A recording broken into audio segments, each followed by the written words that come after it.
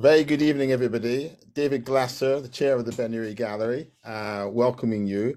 Sarah McDougall, who is our resident host on these events, unfortunately has got the flu, which is spreading around London like crazy. So I apologize that I'm a poor replacement, but hopefully and assuredly, our guest of honor, Elizabeth Otto, is here with us, and that's very important.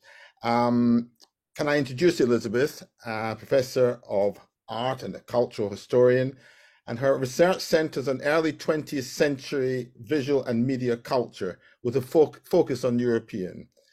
She's an expert in modern art, Dada, Surrealism, Cubism, and gender.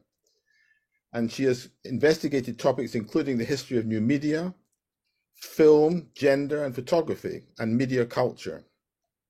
She has published extensively on the Bauhaus, including Haunted Bauhaus, which challenges conventional understandings of the Bauhaus, to Bauhaus Women, a global perspective, and Bauhaus Bodies, Gender, Sexuality, and Body Culture in Modernism's legendary art school. So we are really very fortunate to have such an expert on the subject presenting this evening.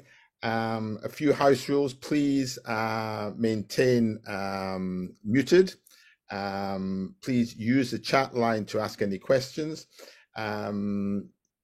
Elizabeth, you're going to present, I think, a PowerPoint as well as a lecture, which will make it even more interesting. So thank you so much for joining us. Welcome, and over to you. Great. Thank you so much, David. Thanks to everyone for being here, and to Sarah, who I think may be out there in space, for the invitation to speak. Let me just share my PowerPoint with you. All right, and away we go. Can you hear me all right? Good. Okay. Oh, wait a minute. Am I muted? No, I'm not. I'm not muted. Good. Okay. So I'll talk for about probably 40 minutes, and I'll be really happy to take your questions at the end. And I think if you put things in the chat, then they'll be collected as well. All right. A 1937 advertisement page for the furniture manufacturer Weinreiter and Christ in Germany tastefully displays their Ramersdorf buffet model with a simple vase of flowers, a few books, and some fashionable ceramics. The buffet is a modern, practical, and relatively minimalistic affair, installed in an equally unpretentious yet fashionable room. Viewed now, one detail completely overshadows this advertisement, although it would barely have registered with most of its original audience: the portrait of Adolf Hitler on the wall. A Hitler portrait was a ubiquitous choice in many homes of the period, just one manifestation of what Ian Kershaw identifies as the imagery of the People's Chancellor, who embodied a new relationship between German people and their leader. We might shudder at how casually Germans incorporated images of the dictator and mass murderer into daily life. But another, less conspicuous detail of the photograph offers a different point of entry to understanding the violence and injustices that were shot through all aspects of life under Nazism. The advertisement with the two small disc-handled mocha cups on the cabinet, which appear here to suggest refined modern taste in Germany, was published already after their designer, Margarete Heymann-Löwenstein, later known as Margaret Marx, had been forced into exile in 1936, having lost her business to the single known Aryanization of a Bauhaus business already in 1934. Heymann, as she was known in the early 1920s, studied at the Bauhaus for 2 semesters. She was very keen on joining the ceramics workshop.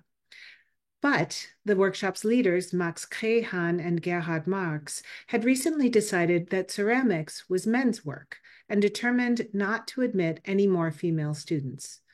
Heymann struggled against this ban and was given provisionary admission in the spring of 1921. In the fall, however, she was given final notice that, as a female student, she would not be allowed to continue with ceramics. She departed that fall, and a curious note in the archives details the destruction of her room that she left behind. So, I mean, basically, just I can say briefly, this note just lists all the things she destroyed. She broke the window, she broke the cabinet, she threw away the lock, those kinds of things. She soon continued her training in the village of Velten, a center for modernist ceramics production located just outside of Berlin. In 1923, together with her new husband, Gustav Löwenstein, and his brother Daniel, she founded HL Ceramics. So it's an H and an L, and that's the name of it is HL. A playful name that combined the initials of the pair's last name, Heumann Löwenstein.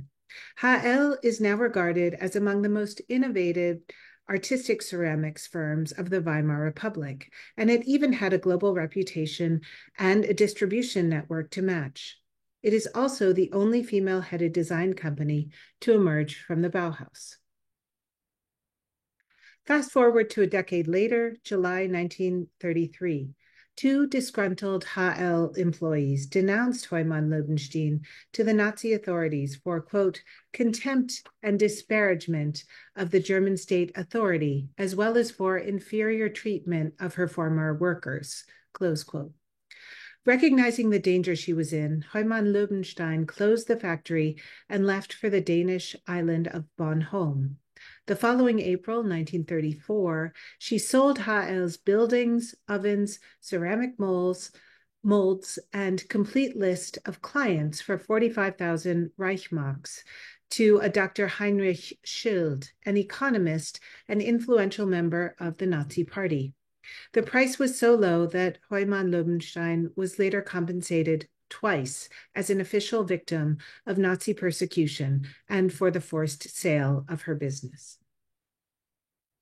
Meanwhile, backed by Schild's financing, another young female ceramicist, Hedwig Bollhagen, became head of design of the HL factory on the 1st of May, 1934. It now bore her own initials, HB. Bollhagen was a darling of the Nazi press who appeared frequently in women's magazines as a plucky young female designer contributing to the new modern Reich. In 1935, Der Angriff, the attack, the official Nazi party newspaper of the Berlin district, gleefully reported on her Aryanization of HL. The article was illustrated with a photo of two groups of ceramics produced by, quote, two races, and asks, which one is more beautiful? Readers would have known that the answer was the group on the right, presumably designed by Bollhagen.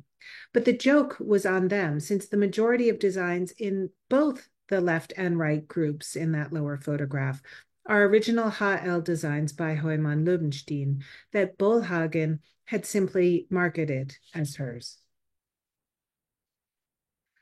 Not that Heumann Löwenstein could do anything about it.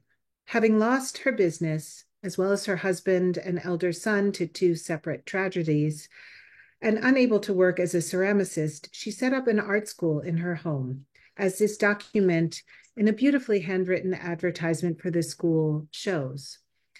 It's imbued with a kind of forced cheerfulness.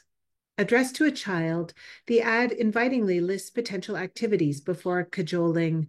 So come on, you'll find a fun, nice little work group here who will have a lot of fun doing everything.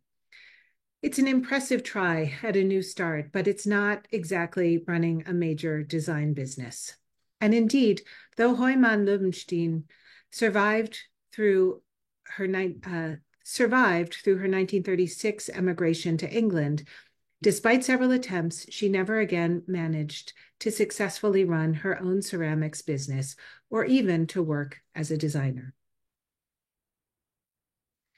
In 1932, before the Nazi takeover and during the height of the Great Depression, as businesses were laying off workers and closing throughout Germany, Heumann Löwenstein designed an entire new product line, Norma, meant to be modern and affordable through a high degree of production standardization to keep costs and its price point low. Norma, so it evokes the idea of a norm, like something normal.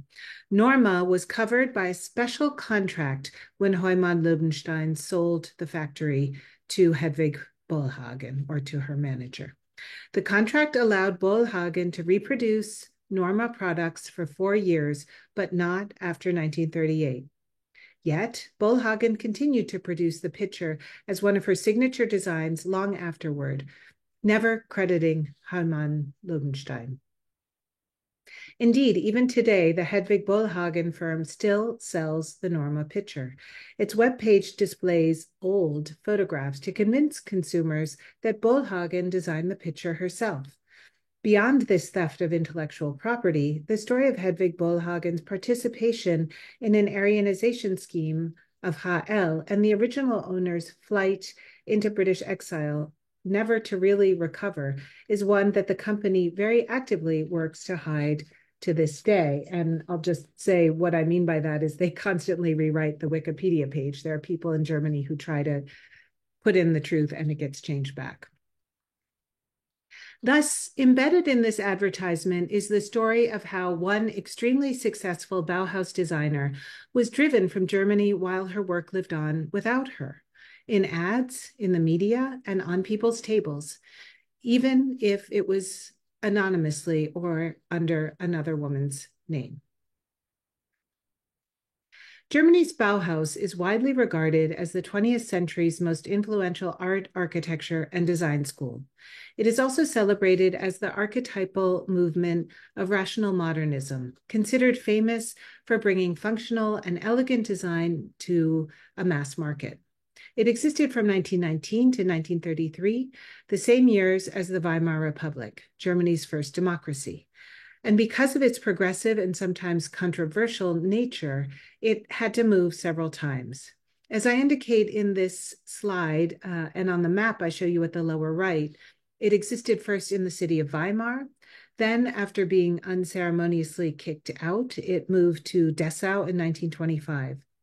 That city sponsored it to build its own purpose design building that you see at the upper right, still standing today. But the city also elected a Nazi government already in 1932, which again forced the school out, this time of its own building. Finally, it went to Berlin. There, it only survived for 6 months before, in 1933, it was temporarily shut down by Nazi officials and subsequently permanently closed by a leadership that chose not to comply with the new government's demands. One of the things that was special about the Bauhaus was that it sought to train creative people rather than simply imparting skill sets, such as painting, weaving, or furniture design. Consequently, its members often worked in multiple media, changing techniques as the spirit moved them. And anyone who had been attached to the school as a master, as teachers were called, or as a student, was considered a Bauhäusler, a term that its members used to regard themselves, to refer to themselves and to each other. So for my talk today on Bauhaus Women in Exile, I'm drawing on a few different projects. These include my 2019 book, Haunted Bauhaus, which troubles standard notions of the Bauhaus by focusing on occult spiritualities, gender fluidity, queer identities, and radical politics. I also draw on my 2019 co-authored Bauhaus Women, a Global Perspective. And lastly, I'm drawing on my current book project, Bauhaus Under Nazism. This is the working title, Bauhaus Under Nazism, Creativity, Collaboration, and Resistance in Hitler's Germany.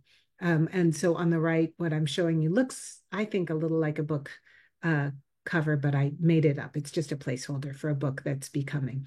I'm also co-curating an exhibition on this topic of Bauhaus members working under Nazism, and that will open in Weimar, Germany in May of this year and run through September. So in the rest of my talk, I'll focus on women of the Bauhaus in relation to a particular skill set that I see developed in their work, the power to adapt and transform, and how these skills relate to their lives and work when they leave the Bauhaus. Then I'll focus in on a few Bauhaus women So I'll look first at two that are just kind of interesting case studies, and then I'll focus a bit more on two that went to the United Kingdom and who are included in Ben Uri's current exhibition, Sheer Verve. One thing that I'll state from the outset, while to some extent I celebrate these women's powers of transformation, adapting to life under Nazism or in exile was never easy, and the losses of potential, of work, of friends and family members left gaps in these women's lives that are still evident in the archives today. It comes as a surprise to many still to learn that there even were women at the Bauhaus, since so often they haven't been a part of histories of the movement. In fact, examined across the total membership of the school, it's clear that Bauhaus women were not only present, they made up 37% of the total student body. As you can see from this graph here, which shows male Bauhaus members in gray and female Bauhaus members in black, women were in every single workshop and program at the school. Another set of myths or misunderstandings, at least, about the Bauhaus that I'm working against currently involve histories of the movement after 1933, once the Nazis came to power and the school was shut down. Histories of the legacy of the Bauhaus have most often promoted the idea, based largely on the accounts of a few prominent members driven into exile in the United States in the 1930s, that the Bauhaus approach was sustainable only within the framework of a liberal democracy. Such histories focus on those Bauhaus exiles who globalized the movement by bringing progressive modernism to Israel, the UK, and above all, the US, where at Black Mountain College, the new Bauhaus, and Harvard University, they trained a generation of renowned artists and architects. Meanwhile, in Germany, these narratives assure us, the Nazis closed the Bauhaus in April of 1933, and thereafter, Bauhaus art and design were officially denounced as degenerate, and to be known as a Bauhäusler proved only a liability. Following this logic, then, conventional narratives of the Bauhaus's global imprint tie it to the development of mid-century modern design and the rise of a progressive art pedagogy. But as we've already seen, looking at Margarete Heymann, Leubenstein, Marx, it wasn't that simple. Many Bauhaus members stayed and continued to work in Germany.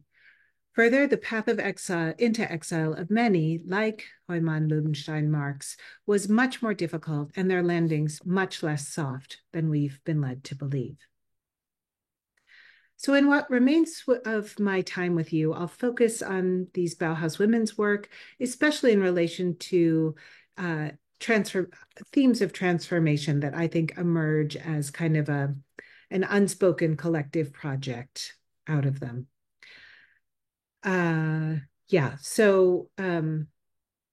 With that, I'm going to, one thing I wanted to mention too is that women, I mean, this happens historically all the time, change their names a lot. So generally, I pick one dominant name, but try to indicate the other names they've used over the courses of their lifetime.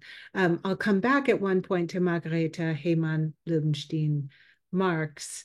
And in her case, there really is a whole literature around her under the first name that she had. And then in the UK, it's more common to refer to her as Marx. So I'm doing what I can to let you know who these people are, but also to show some respect to their identities in different contexts. Okay, and with that, I now turn to the designer who I will refer to mostly as Ray Suppo.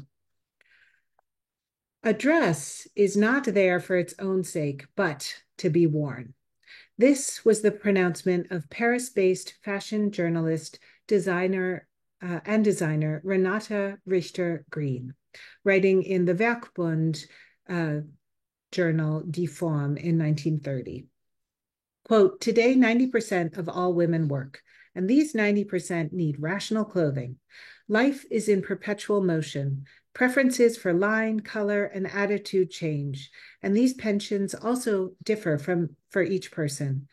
It therefore must be a matter of fulfilling the specific demands of a dress's utility, This is the central problem of today's fashion, fashion for the 90% of women, close quote. Richter Green's solution to these demands was the transformation dress, a simple, beautifully cut, sleeveless sheath that could be combined with a minimal number of elements to fit any occasion the modern woman might encounter. For work, wear it alone or add a belt and a sweater. To change up the look, switch those out with a jacket, tie, gloves, and matching clutch. And no need to get a new gown for a refined evening event when you can simply slip a long skirt over the sleeveless sheath and add a cape and a bit of jewelry. In total, this one dress could transform into 10 different outfits. Considering Bauhaus Women as a group, it turns out that this idea of multifunctional and transformable design is a through thread of their work. Bauhaus women also had to adapt to the extraordinary historical circumstances with the rise of fascism that would occur in the coming years. This takes us in very different directions than traditional narratives of the Bauhaus have tended to go. Suppot came to the Bauhaus in 1921, named Erna Niemeyer. This is how extreme the name changes can be. So she came under her birth name, Erna Niemeyer. She encountered the melting pot of exciting ideas at the Bauhaus and changed so much that her own parents asked the school's director, Walter Gropius, to have her declared mentally incapacitated so that they could take her home. He declined. She completed the basic course and trained as a weaver. Intellectually adventurous, she rode her bike to the nearby university town of Jena to study Sanskrit. On a trip to Berlin in 1923, she met the Swedish experimental filmmaker Viking Egeling. The two became romantically involved, and Niemeyer took a leave from her Bauhaus studies after 3 years at the school, never to return. She soon began working as a fashion journalist and spent time increasingly in Paris, where she opened her own company, Ray Sport. With her second husband, the French surrealist poet and journalist Philippe Suppot, I neglected to mention she was briefly married to Hans Richter. I think he was kind of a pain, and so she dumped him. So with her second husband, the French surrealist poet and journalist Philippe Suppot, whom she met in 1933, she traveled the world and photographed societies in the grip of ferocious change. She captured Parisian street life, architecture in rural villages in Norway, and Spain on the brink of civil war.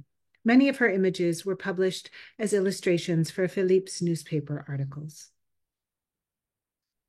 Accompanied by a Tunisian police escort, she was granted unprecedented access to photograph in Tunis's Quartier Réservé, or reserved quarter, a walled and locked neighborhood of female outcasts, where, in the space of just 2 days, she produced a series of images that are remarkable for both their empathy and their intimacy.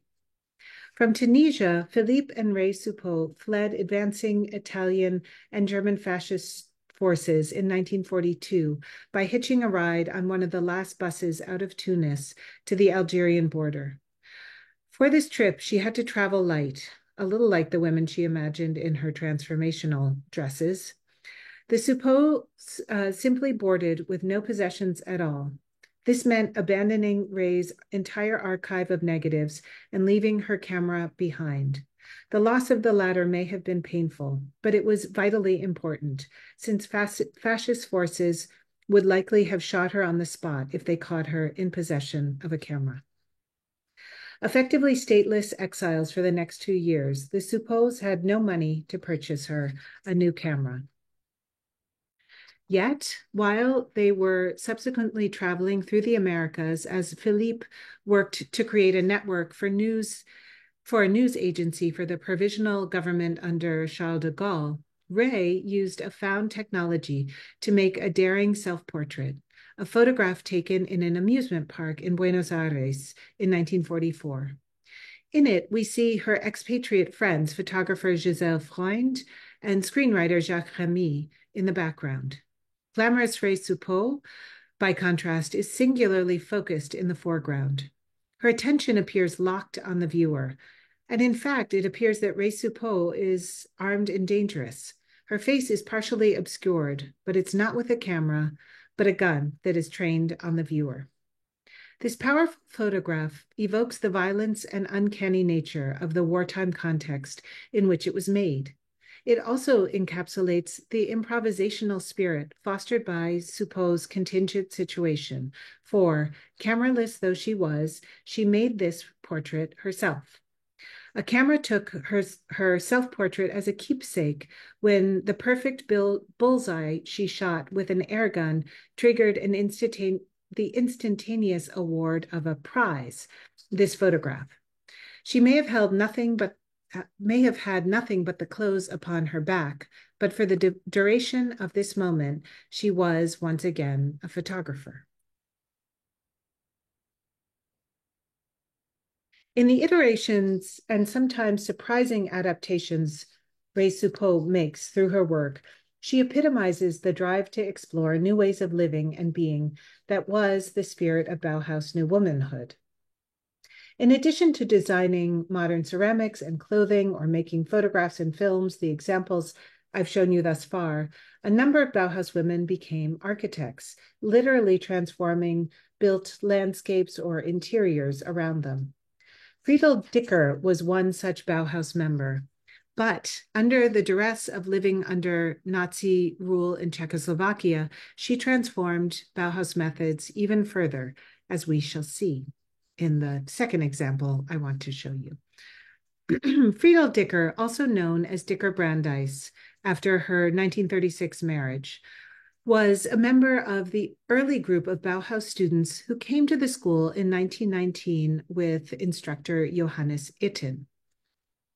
Dicker was seemingly able to design and make anything. She worked in weaving, bookbinding, painting and drawing, stage set and costume design, and interior and exterior architectural design.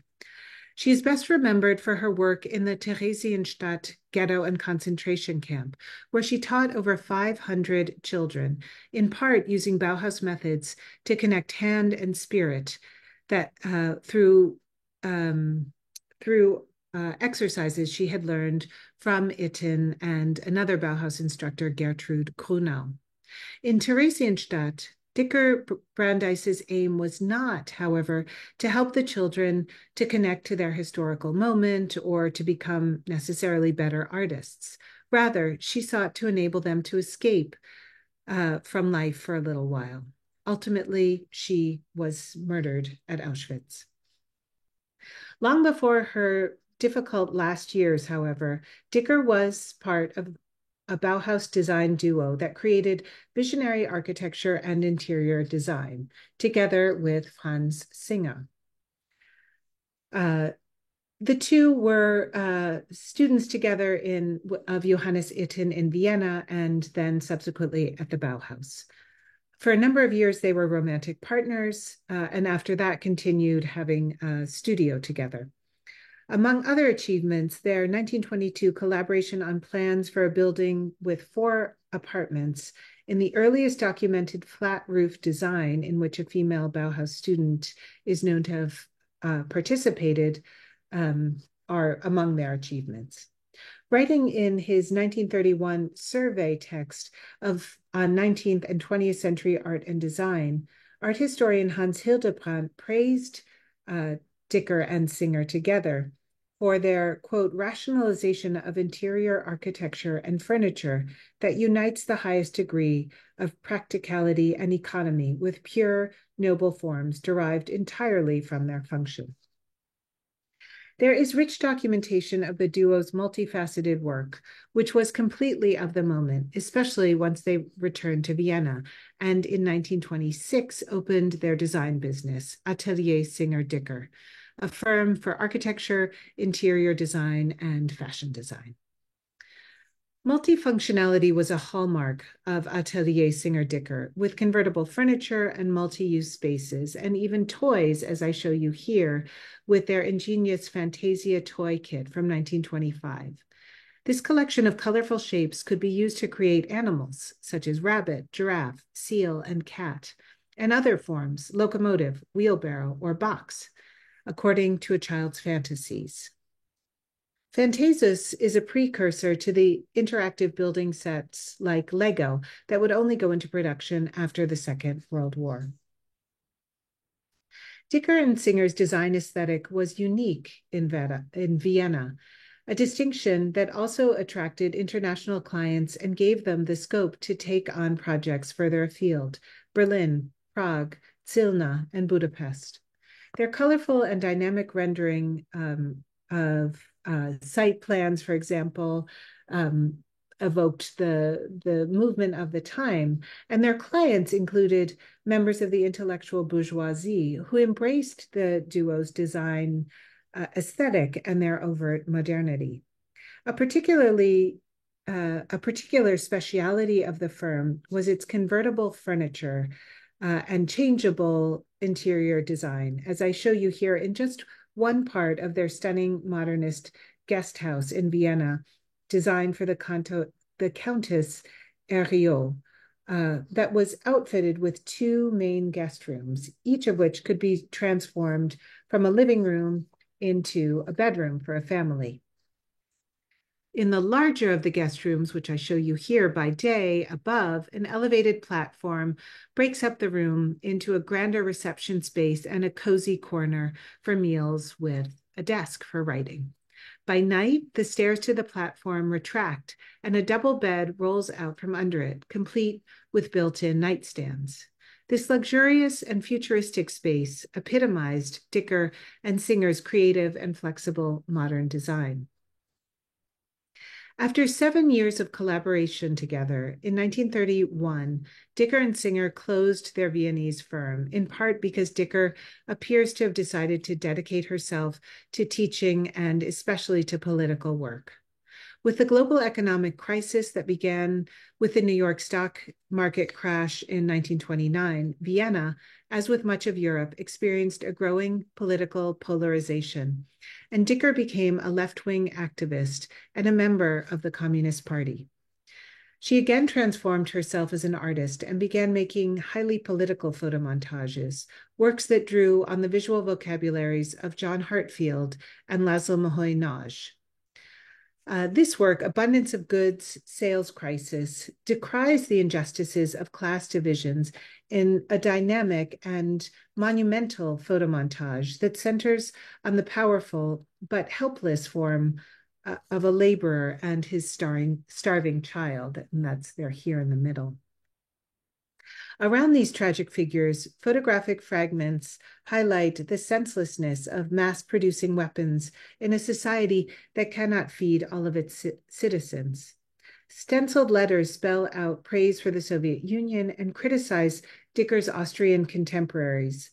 Quote, "The bourgeoisie are becoming fascist," close quote, the montage observes bitterly. Dicker was committed to the cause, but in 1934, she was arrested, interrogated, and imprisoned, and it was Singer who helped to secure her freedom. She'd been arrested because not only was she a communist activist, she was working as a forger to create documents for other activists to move about in safety. Once freed, she fled east to Prague in Czechoslovakia. There, I won't go into it in depth, but there she began working with refugee children who were there, mostly refugees from Nazi Germany, and started using what we could now consider art therapy methods. In December of 1942, she was deported to the Theresienstadt ghetto and concentration camp, where she seems to have really found her calling in teaching this kind of proto-art therapy she'd already been developing. She taught between 500 and 600 children, in part using, as I mentioned before, Bauhaus methods that were taught to her by her most important teacher, Johannes Itten. It was while working with refugee children in Prague and at Theresienstadt that she developed a kind of art therapy before this was a concept. She encouraged students to explore their dreams, to think creatively, and to continue to grow despite the incredibly difficult circumstances they were living through, with barely enough food, separated from their parents, and death lurking throughout the camp. Although she was murdered in Auschwitz on October 9th, 1944, Friedel Dicker's work lived on with those of her students who survived. There are a lot of interviews with them in which they remember how she nurtured them with care and encouragement. Her assistant during her time in Vienna and Prague, Edith Kramer, was not imprisoned as a Jew because she got the chance to emigrate to the US in 1938, where she was, in fact, among the founders of the art therapy movement. She first taught at the progressive Wiltwyck School for Boys, and already in the 1940s and 50s published books on methods of art therapy that she was developing. The first of these she dedicated to Friedel Dicker, who she referred to often as the mother of art therapy.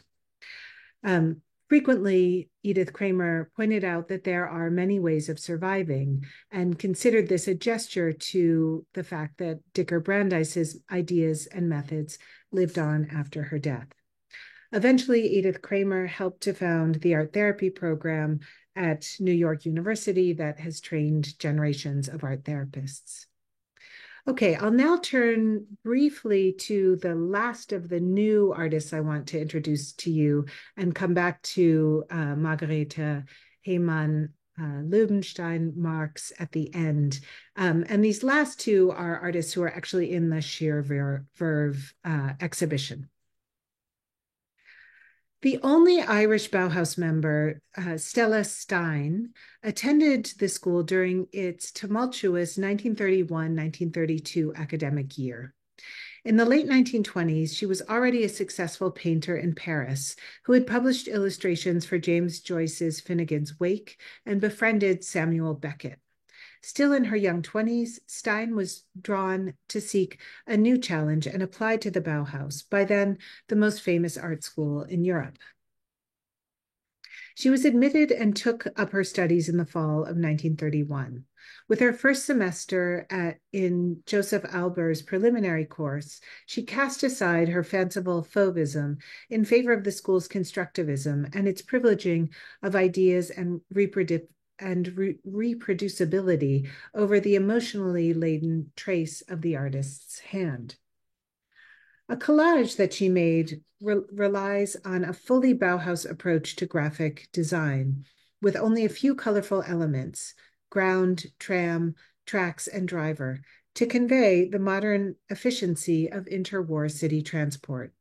Yet Stein also brings in contemporaneous elements of British Art Deco commercial graphics. The driver's jaunty cap is perched above a concentrated face that Stein evokes with just a few quick lines.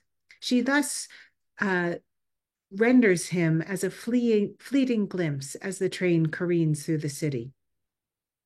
The year Stein spent at the Bauhaus was one of the institution's most electric, because people were really fired up politically and interested in sort of changing the world. But it was also the end of the Dessau period. The Bauhaus's third and last director, Mies van der Rohe, was unable to save the school from local Nazis who saw it as a bastion of foreign influence and un-German morals.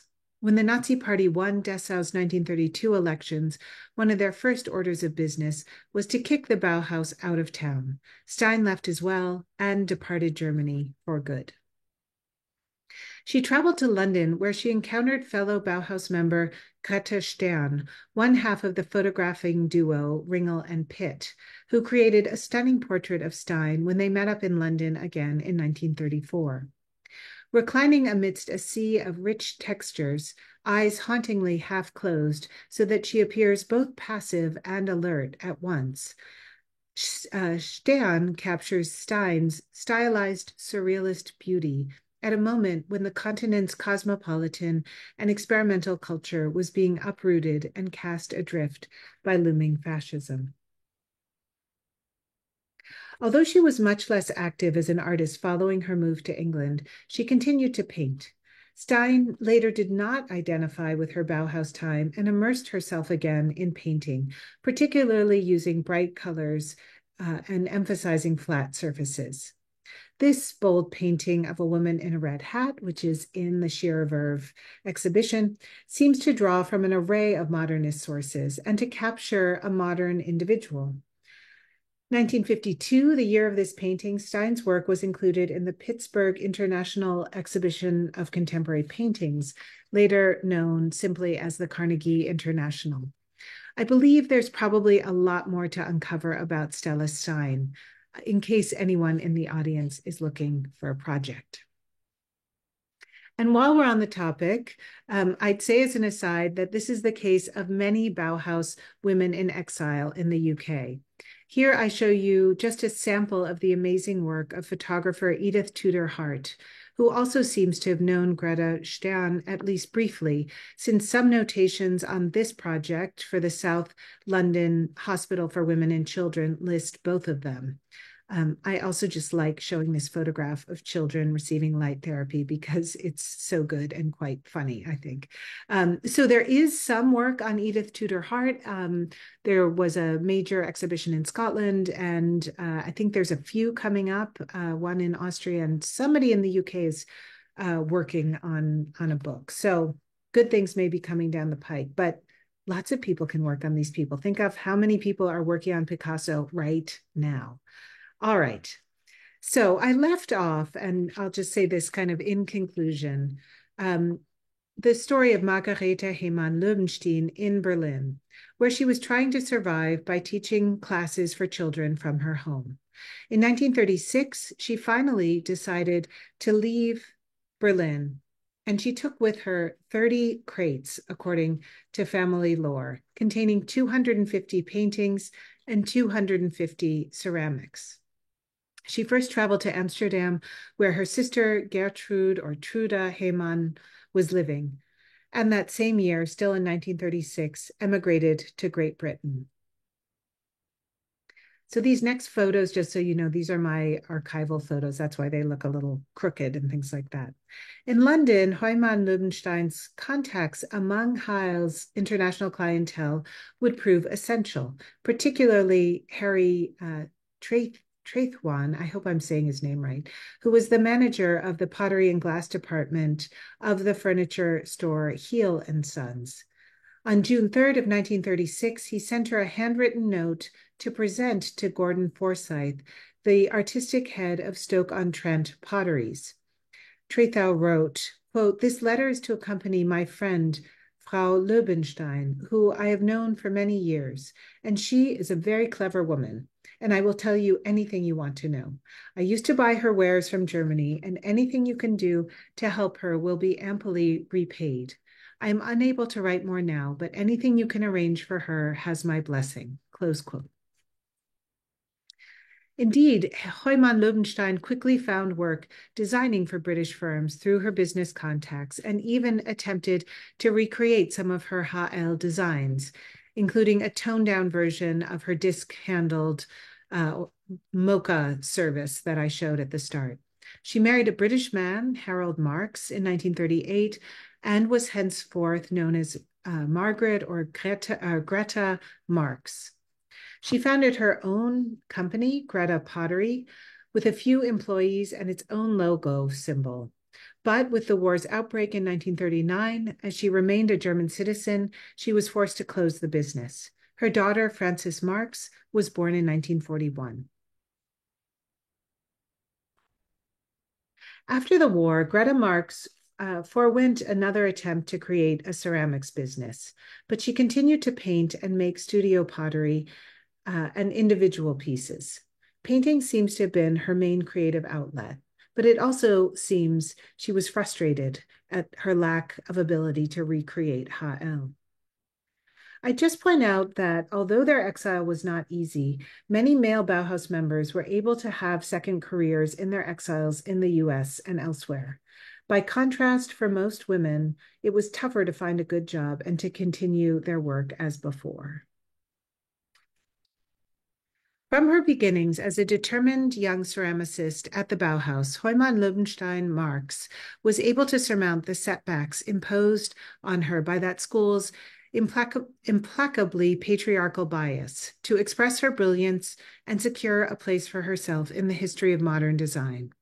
HL, with its bright colors and original modern designs, provided members of the public with the means to bring modernity into their homes and the latitude to select and choose according to their preference as they imagined their own individual modern lifestyles.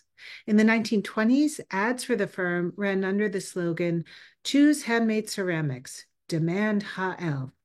Close quote. The decade of HL's existence was the high point of Heumann Löwenstein's career.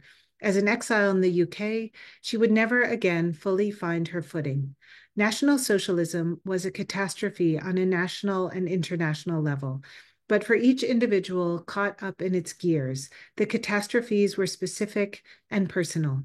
For Heumann Löwenstein Marx, the rise of Nazism put an end to the astonishing success that, despite adversity, she had achieved with HL. And that's what I have to say. So thank you very much, and I'd be pleased to take any questions you have.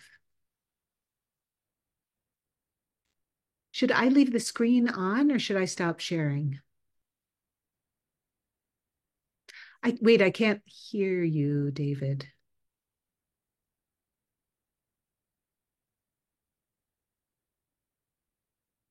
Hello? I hope people can hear me.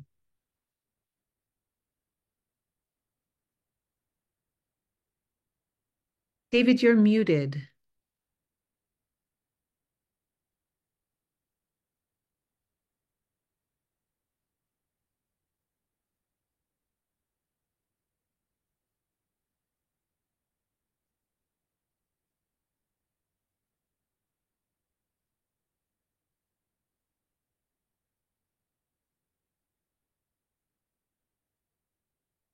Okay, I can. Okay.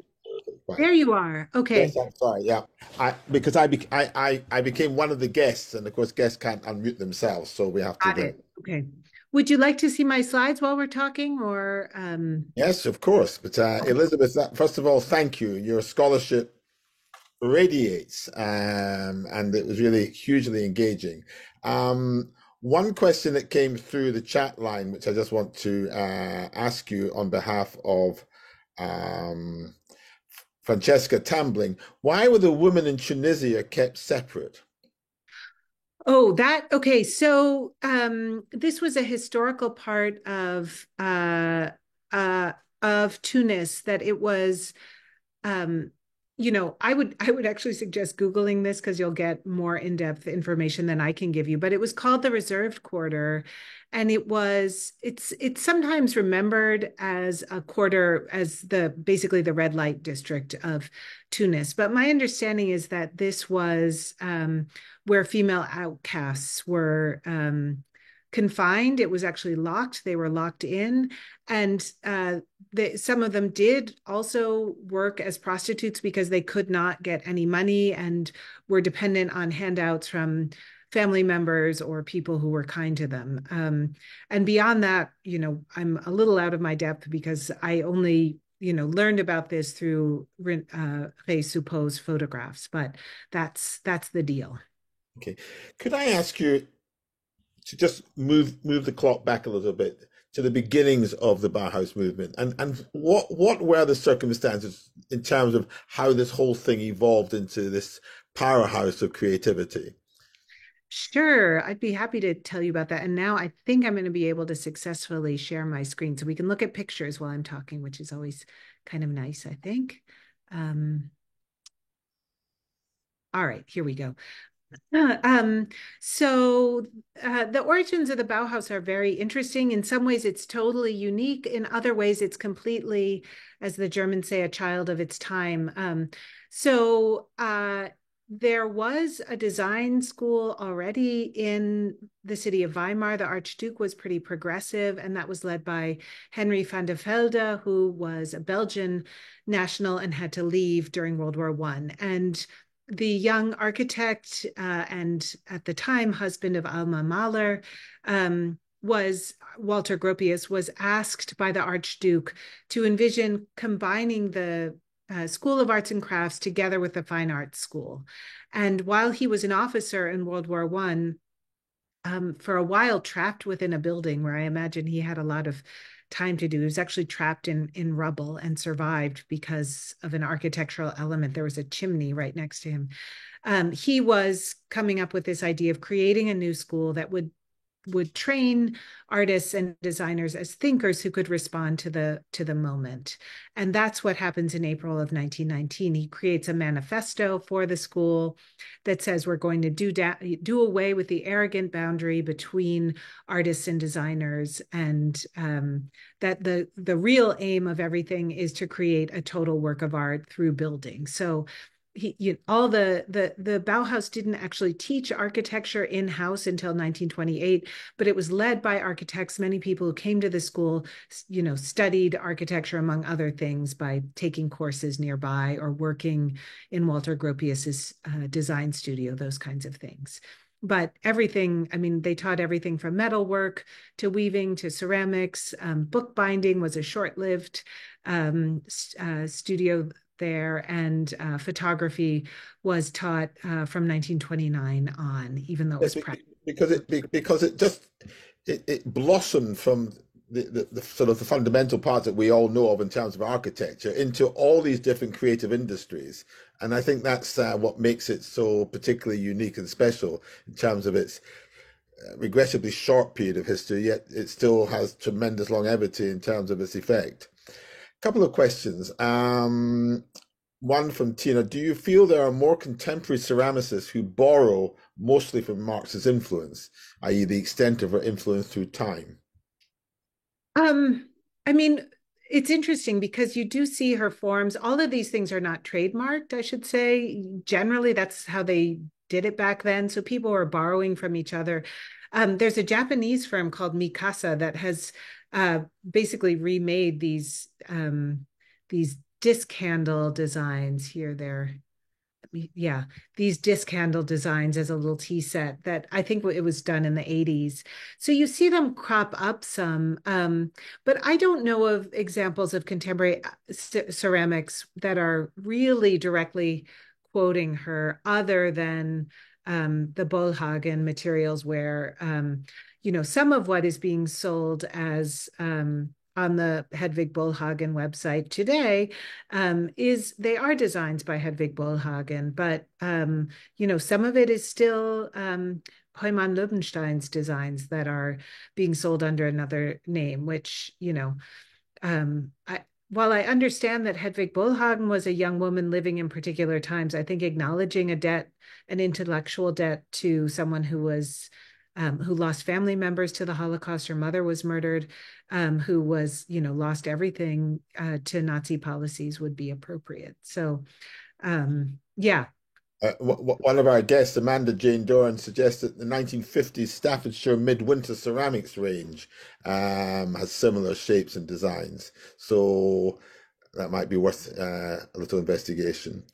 Rex Bloomstein asks, can you discuss any connection with HL with Dada and Surrealism? Oh, interesting.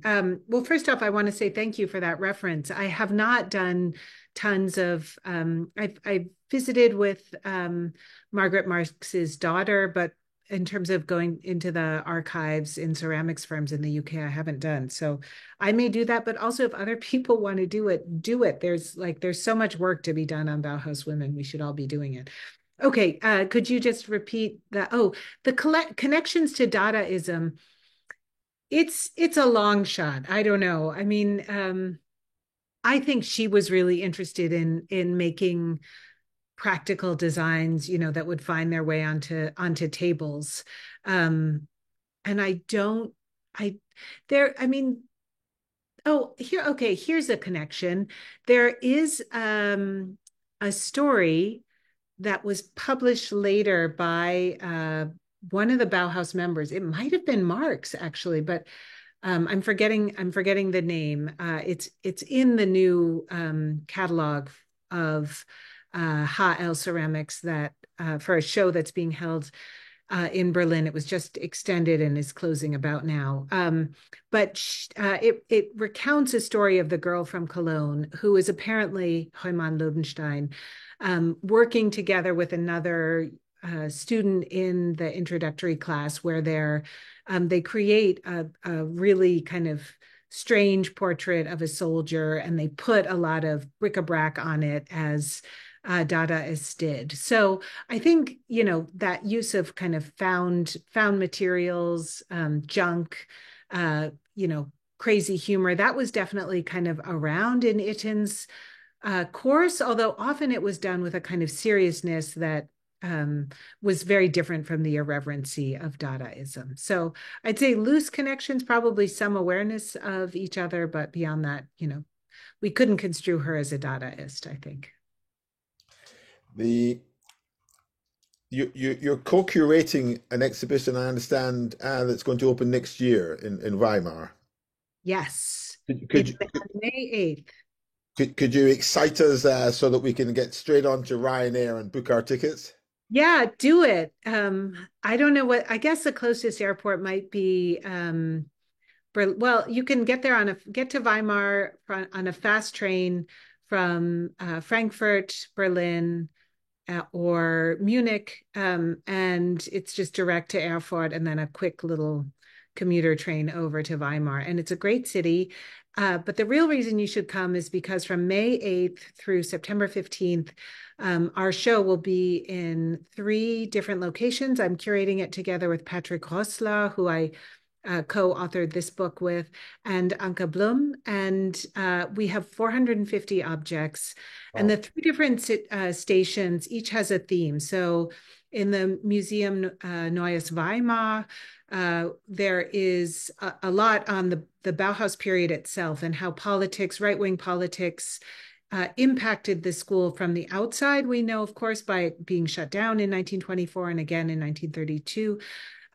But it also existed within the school. We tend to think of Bauhaus artists as either apolitical or left-leaning, but there were right-wing Bauhaus members, people who joined the Nazi Party subsequently or even during the Weimar period.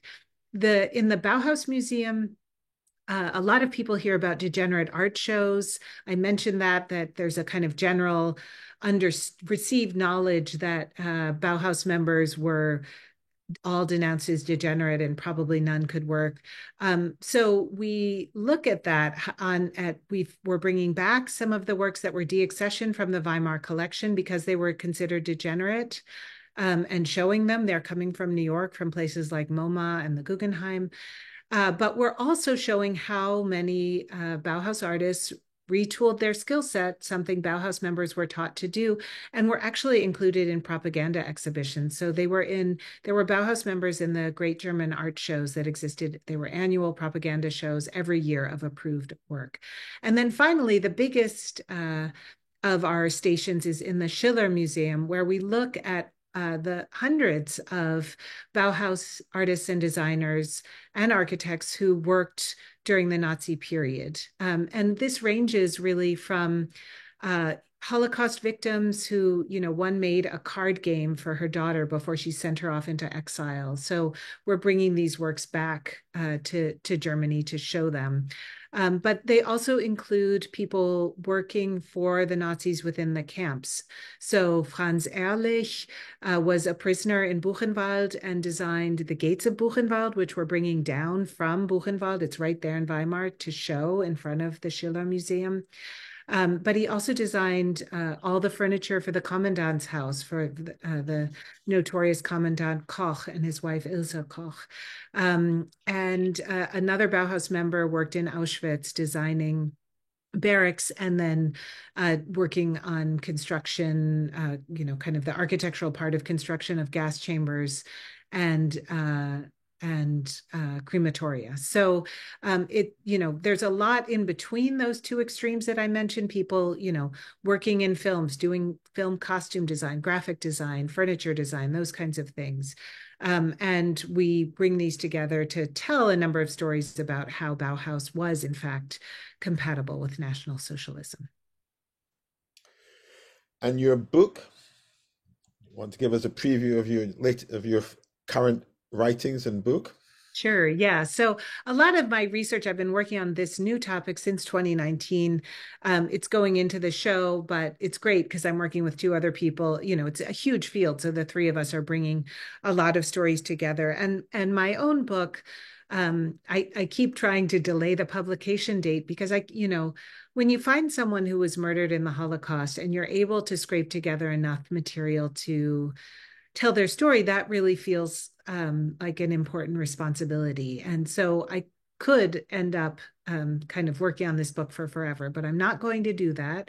And so I've organized it through thinking about how Bauhaus served the regime in some ways and what there were in terms of attempts to resist it. So with people like that mother who created cards for her daughter, or another Bauhaus member who was working as a forger. I talk about what a kind of missing archive of the Bauhaus is, but I also look at Bauhaus architects. Even Walter Gropius submitted designs to the regime, was still working periodically for the Bauhaus, or for trying to get contracts in Nazi Germany up until 1936. And other Bauhaus members did all kinds of design that was very functional for the regime. I look at home design, interior design, basically, and photography. I look at Bauhaus members who were in the resistance, as well as those who collaborated. So I'll finish writing that, God willing, in about 10 months. And that'll be out with MIT Press, I hope, in the spring. It may take me longer than that because And it's just and very slow work. and just taking a point that I was going to raise, but Tana Wallen has raised it. Do you also address women artists who actually stayed in Nazi Germany and they either collaborated or they resisted or frankly hidden? Is that part of the chapters of the book? Yeah, definitely. When I have to see how it breaks down, but either in the sort of movies chapter or there may be a small fashion chapter. I mean, this is just an example. It's generally something I aim to do always, to integrate women, but also not to always tell a story of them as victims because sometimes they're collaborators. So Ilse Fehling was a costume designer who was worked on quite a number of Nazi films, and really any film in Nazi Germany is a propaganda film. So, often they're historical dramas or even slapstick comedies, but usually there's some kind of regime-sponsored message about, say, the importance of being a good soldier or the importance of being a good wife, those kinds of things. But it can be much more ideological. She worked on films with titles like "People Without a Fatherland" and such. So it was not by her choice that these were ideological, but she was quite successful under the regime. I do know that she suffered a nervous breakdown at some time, so I and it's hard to know what that's about, but I interpret it as it being emotionally exhausting to work under those terms, but those were the terms that she was able on which she was able to have a career as a very successful costume designer in Nazi Germany. Professor Otto, it's been an absolute enlightening pleasure. The subject, of course, is so rich in history, but also has its repercussions and its dynamics right through to today and no doubt tomorrow, which makes it even more interesting.